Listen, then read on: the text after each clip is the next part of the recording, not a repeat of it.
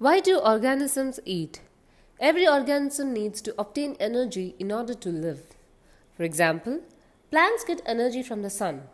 Some animals eat plants and some animals eat other animals. By doing so, they keep the ecosystem balanced and hence it is important for us to learn about them.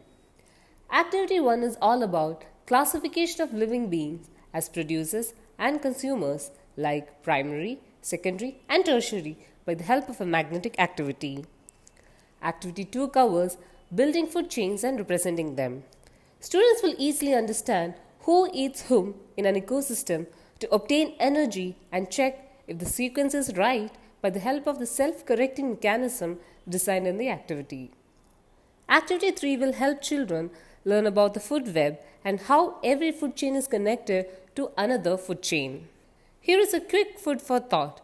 Do you know what a trophic level of an organism is?